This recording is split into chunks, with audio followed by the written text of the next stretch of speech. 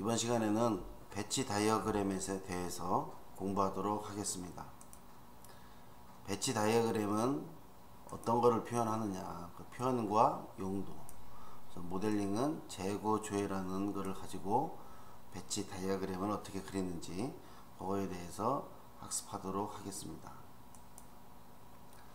자, 배치 다이어그램이라는 게 무엇이냐, 여기에 보면은 네트워크, 하드웨어 또는 소프트웨어들을 실행 파일 수준의 컴포넌트와 함께 표현하는 것이다. 실행 파일 수준의 배치라는 건 뭐냐면 컴포넌트들이 어떻게 배치, 그 소프트웨어 내에서 어떻게 배치되어 있냐. 쉽게 말하면 남학생은 이해가 되지만 여학생도 아마 대충 들으면 이해가 될 거예요. 군대를 갔는데 우리가 군대라는 그 군인이라는 컴포넌트들이 많이 있다 이거예요. 그런데 어떤 군인들은 공군으로 가고 공군에 배치되고, 어떤 군인들은 육군에 배치되고, 어떤 군인들은 해군에 배치되고, 또는 어떤 군인들은 전방에 배치되고, 여러가지 이렇게 군인들을 배치하잖아요. 소프트웨어 그 배치 다이어그램도 마찬가지예요. 이 모델링 했을 때 이러한 컴포넌트들이 서버에 있냐, 아니면 클라이언트 쪽이냐, 아니면 중간에 인터페이스 쪽이냐, 이렇게 컴포넌트, 실행 파일 수준이라고 하니까 컴포넌트를 말해. 실행 파일 수준의 컴포넌트와 함께 표현하는 거다. 그래서 배치 다이어그램은 노드와 노드 사이에 이렇게 커넥션도 이렇게 커넥션으로 연결되어 있다. 대체적으로 세부적으로 표현하지 않고 큰 덩어리로 표현해요. 즉 서버에는 여기에서 보면은 데이터베이스 서버라고 그랬죠.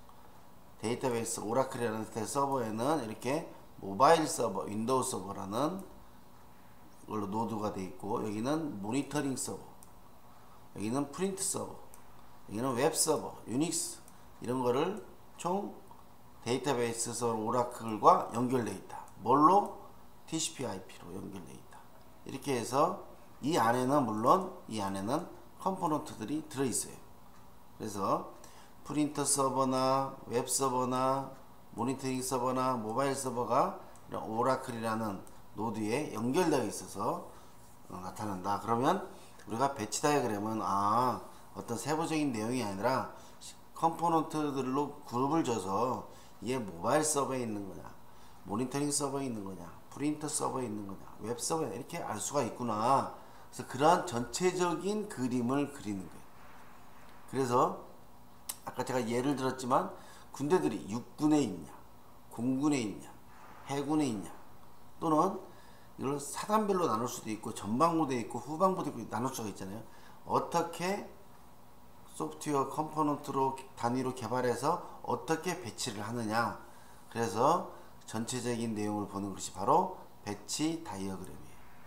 배치 다이어그램이 무슨 뜻인지 이해가 됐을 겁니다. 자, 노드라고 나왔어요. 배치 다이어그램 노드. 이거는 처리 능력을 지닌 장치이며 직육면체로 표현한다. 그래서 이것도 속성을 가질 수가 있어요. 현재 이거는 노드 이름만 갖고 있어요. 프린트 서버에 어떠한 애플리케이션들이 묶여 있어요. 프린트 서버에 애플리케이션이 묶여 있고, 또는 프린트 서버가 있고 팩스 서버가 있어요.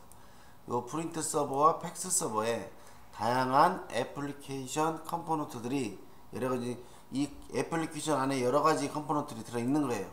그룹을 져가지고 이것들이 프린트 서버와 팩스 서버와 연결되어 있다는 거죠. 어떤 노드는 프린트 서버와 팩스 서버에 동시에 연결되어 있고, 어떤 경우는 프린트 서버만 연결되어 있고, 그죠? 어떤 경우는 팩스 서버만 연결되어 있고, 이렇게 해서 노드들을 가지고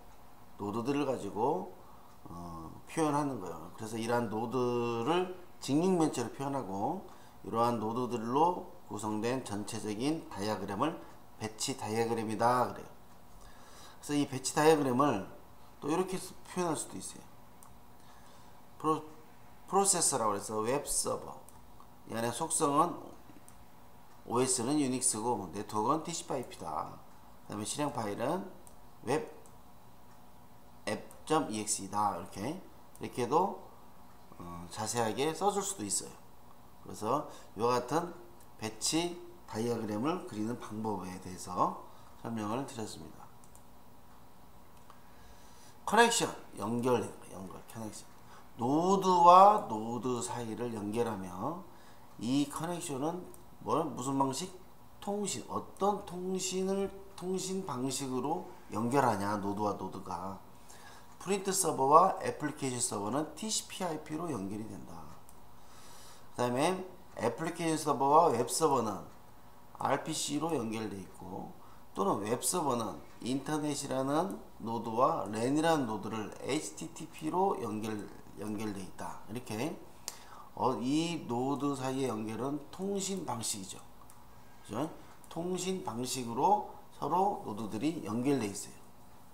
그래서 이 예를 보고 다른 또 예를 보면 클라이언트와 서버가 연결되어 있는데 이거는 다중성을 표현할 수 있어요. 한 대의 서버에 여러 개의 클라이언트가 있을 수 있구나. 서버에 클라이언트 1, 클라이언트 2, 클라이언트 3 쓸 필요가 없잖아요. 그냥 여기에 이 다중성을 표현을 하면 서버 한 대에 여러 개의 클라이언트 노드들이 연결되어 있구나 할 수 있어요. 그 다음에 제가 이 노드와 노드 연결의 통신 방식을 쓴다고 그랬죠. 이 서버와 클라이언트는 HTTP의 통신 방식으로 연결되어 있구나, 이렇게 알 수가 있어요. 그리고 여기 보면 컴포넌트 다이어그램과 배치 다이어그램을 결합해서, 이게 컴포넌트라고 하면 배치 노드 안에 컴포넌트를 넣어서 표현도 가능하다. 클라이언트와 서버가 1대1로 HTTP의 통신 방식으로 연결되어 있고, 그 안에는 채팅 서버라는 컴포넌트와 메신저라는 컴포넌트가 연결되어 있다. 그죠? 그래서 의존관계를 이 안에 있는 컴포넌트들은 또한 의존관계로 나타낼 수도 있어요.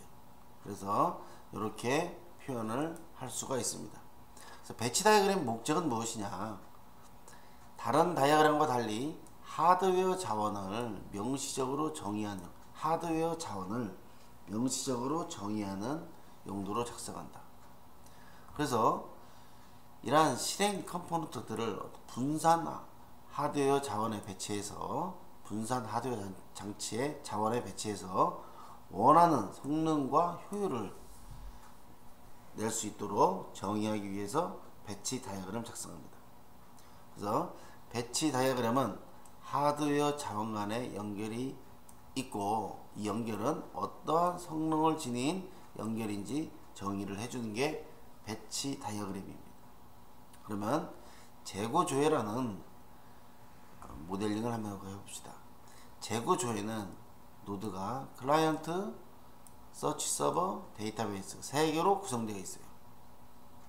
클라이언트, 서치 서버라는 노드, 데이터베이스. 그래서 클라이언트는 뭐냐? 부품 검색을 위해서 인터페이스를 처리하는 요 유저 인터페이스.exe라는 컴포넌트를 포함하고 있다. 그래서 클라이언트는 유저 인터페이스.exe라는 컴포넌트를 포함하고 있고, 서치 서버는 부품을 검색하는 아이템 서치 exe라는 컴포넌트를 포함하는 노드로 서치 서버가 있다. 요거는 아이템 서치.exe는 DB에 접근하는 데 사용하는 컴포넌트다. 그래서 이렇게 노드 안에 컴포넌트들을 이렇게 삽입해서 보여주면 지금 현재 클라이언트하고 서치 서버가의 그 노드들을 우리가 설명을 했어요. 나머지 데이터베이스, 이거는 어떻게 되어 있냐 한번 볼까요? 데이터베이스 노드는 2개의 컴포넌트로 되어 있어요. 아이템 데이터베이스 TBL 테이블이죠. DB 테이블이 있는데, 이 테이블에서 자료를 검색하려면 반드시 item.dll이라는 컴포넌트를 실행해야 돼요. 그래서 요거를 접속해서 어떤 데이터를 가져가려면 item.dll을 실행해야 된다. 이거 제가 컴포넌트 다이어그램에서 설명을 했어요. 그래서 이 데이터베이스는 아이템 DLL에 의존한다 그랬어요. 의존관계. 그래서 여기서 이 테이블에는 자료가 쭉 있을 거 아니에요. 그래서 어떤 자료를 보내줘야 되냐? 그거는 아이템 DLL을 실행해서 원하는 데이터를 건네주는 거예요. 그래서 이 데이터베이스, 아이템 데이터베이스 TBL은 아이템 DLL에 의존되어 있다. 그래서 세 개의 노드에 노드를 이 앞에 봤죠?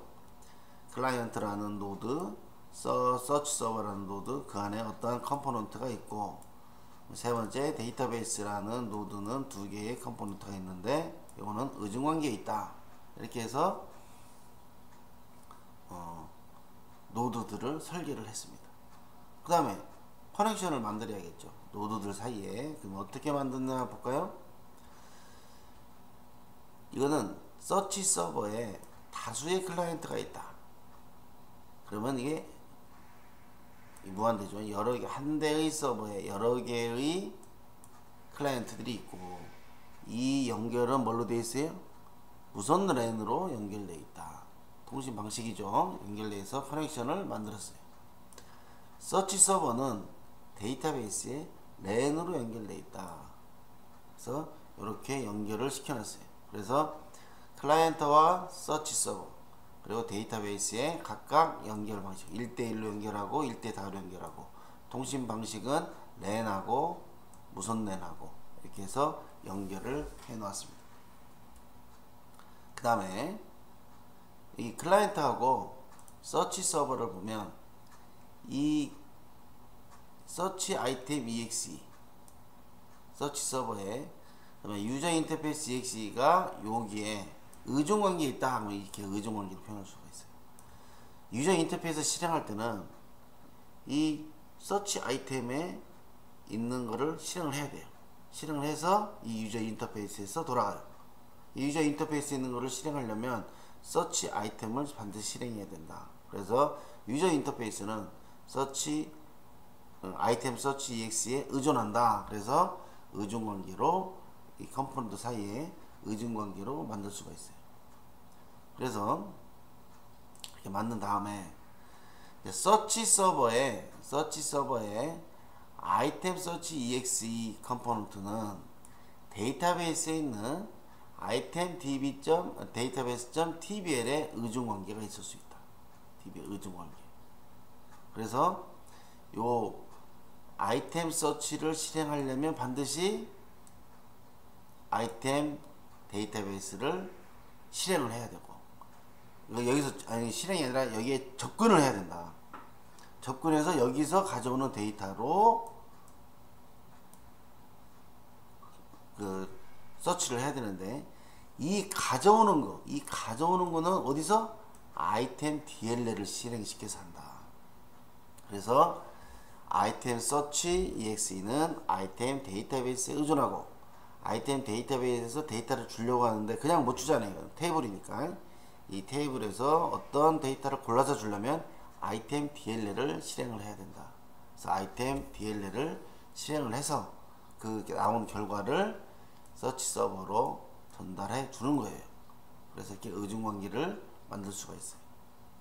그래서 최종 완성본을 보면 재고조의 프로그램에 대한 배치 다이어그램을 보면 클라이언트는 유저 인터페이스.exe라는 컴포넌트가 있고, 서치 서버는 아이템 서치라는 실행 파일이 있고 컴포넌트가 있고, 데이터베이스에는 아이템 데이터베이스.table tbl 테이블이 있고 아이템 DLL 실행 파일 라이브러리가 있죠.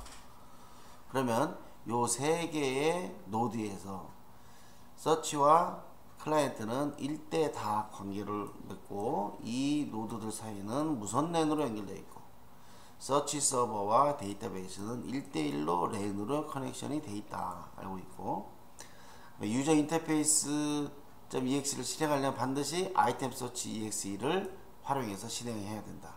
그래서 여기에 의존관계를 보여주고, 요 서치 아이템 exe를 실행해서 데이터베이스에 있는 이 테이블을 반드시 접근해야 된다. 그래서 여기에 이 자료에 의존을 하고, 여기에 있는 자료를 원하는 자료를 가져다 주려면 아이템 DLL을 실행을 해야 된다. 그래서 그 결과를 가져와서 이쪽으로 보내는 거죠. 그래서 이렇게 배치, 클라이언트, 서치 서버, 데이터베이스 3개의 노드를 이용해서 제거조의 소프트웨어의 배치 다이어그램을 모델링을 해봤습니다. 이상으로 배치 다이어그램 모델링을 마치도록 하겠습니다.